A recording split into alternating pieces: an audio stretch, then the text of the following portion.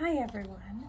For this video, I'm going to be discussing the Scottish people in the 18th century and one of their reasons for immigrating to America, as well as the treatment of them after they arrived. I'll be using three books which used together tell a vivid picture of the Scots following the Jacobite uprising in 1746. John M. Mackenzie and T. M. Devine, in their book Scotland and the British Empire, explored the relationship between the two countries.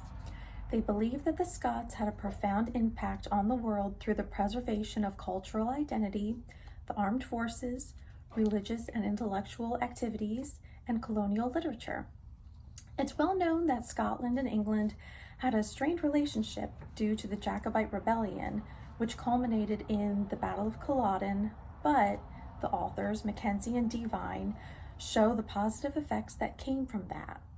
Much like the American Civil War, once the Jacobite Highlanders were reunited back with Great Britain, progress could resume.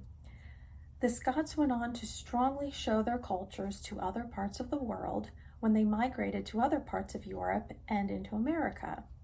Many men joined the British Armed Forces and became notable in the military. The Scots were quite religious and were typically Catholic if they were from the Highlands, or they were part of the Church of England if they were from the Lowlands.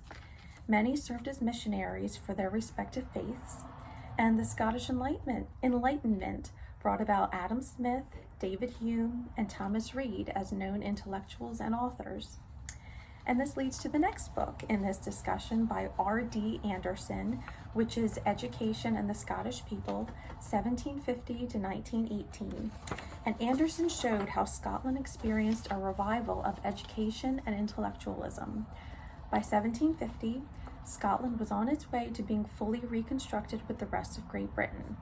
More Scottish families sent their children abroad to universities, as well as paid tutors to teach their younger children. Unfortunately, the lower class could not afford this, but as the years progressed, parish schools, which were similar to public schools, became popular, which afforded everyone an education. At one point in the late 1700s, Scotland had the best education system in all of Europe. This renewed the hope of many Scots who were downtrodden following their failed attempt at Scottish independence. Anderson showed, through primary sources such as letters and diaries, that education helped to save the Scottish people and preserve their heritage and their culture.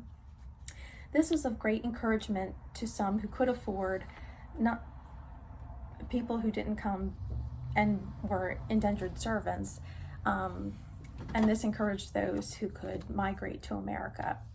And lastly, Colin G. Calloway, in his book White People, Indians, and Highlanders, Tribal People and Colonial Encounters in Scotland and America, focused on the treatment of the Scots by members of other racial and cultural backgrounds.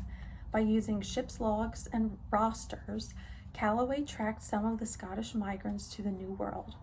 It's his belief that the Native Americans and the Highlanders were treated similarly in America. Both were victims of colonialism, in that their land was taken from them and their culture was looked down upon by others.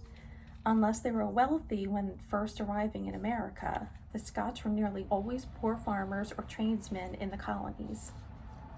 The Scots and the natives saw their similarities as they were both labeled as tribal and savage and began a profitable trade with one another and even married or lived in villages peacefully. They got along well until the years following the American Revolution and Western expansion. Then some of the Scots, like others before them, stole native land and aided in building the Western Empire. The Scots overcame the savage label put on them, but unfortunately, the Native Americans did not have the same opportunities. Thank you.